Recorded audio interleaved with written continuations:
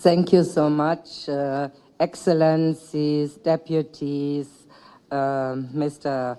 Ombudsman Shombi and Michaela.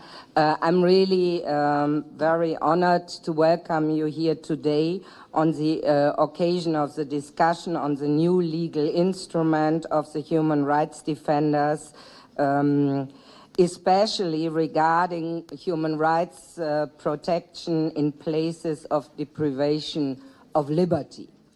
I should say right from the beginning that the European Union has a very good cooperation with the Office of the Ombudsman. We are strongly supporting this institution, which I think is crucial to develop democracy, rule of law, and to support human rights here in Armenia. And I'm very pleased that we have such a good cooperation here. This discussion today is organized within the framework of the EU-funded project Promotion and Protection of Human Rights in Armenia, which is implemented by UNDP in close cooperation with UNFPA and UNICEF. For all of us, it is of crucial importance that the political will and the commitment by all partners are really extremely crucial for the further strengthening of the role and the capacity of the national preventive mechanism in Armenia. The high-level official representation from Armenia today, and I'm happy to see the ministers here, I think shows the political commitment of the Armenian government really to further develop, together with the international partners, the situation of human rights in Armenia. Respect for human rights is one of the key priorities in the European Union's external relations. Combating torture and ill treatment is an indispensable part of this work. The actions of the European Union aim both to prevent and eliminate any violation of human dignity and to combat the impunity of those responsible. And if I may add on a very personal note, I can see so much progress in this country since I was here the last time. The right to life, free from torture and inhuman and degrading treatment, is safeguarded by international law, including the Universal Declaration of Human Rights, the European Convention of Human Rights, the Geneva Convention and Statute of the International Criminal Court. The EU attaches great importance to further strengthening human rights in Armenia, including the right to live free from torture and inhuman treatment. The human rights dialogue with the Armenian government establishes clear conditions and principles in this area. We will have the next human rights dialogue somewhat in this spring here in Yerevan, and we will continue to discuss these questions. We reiterate continuously the need to strengthen the capacity of the Armenian judiciary and enhance their knowledge of Article 3, prohibition of torture, of the European Convention for Human Rights. We also stress the importance of efficient investigation of all reports about torture and ill treatment in all institutions, and the need to ensure that the investigation mechanism is independent and really fully compliant with the international commitments.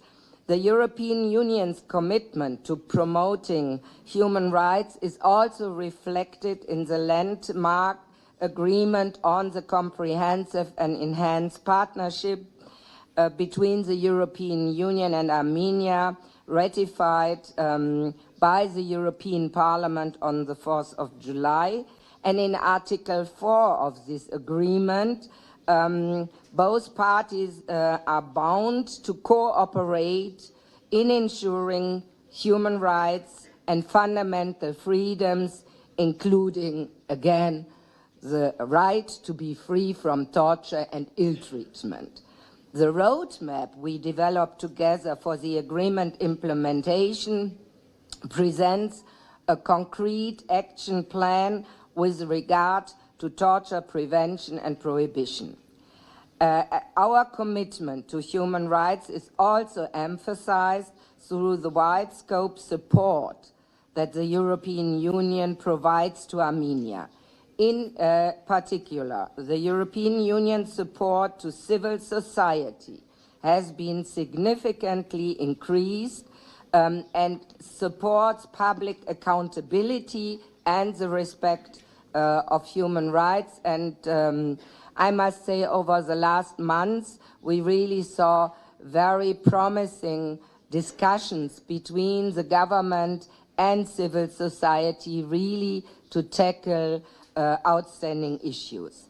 The human rights monitoring and reporting by civil society in this area complements the many millions the European Union has been investing in justice and human rights sectors through the budget support, which we will soon kick off, to promote the protection of human rights.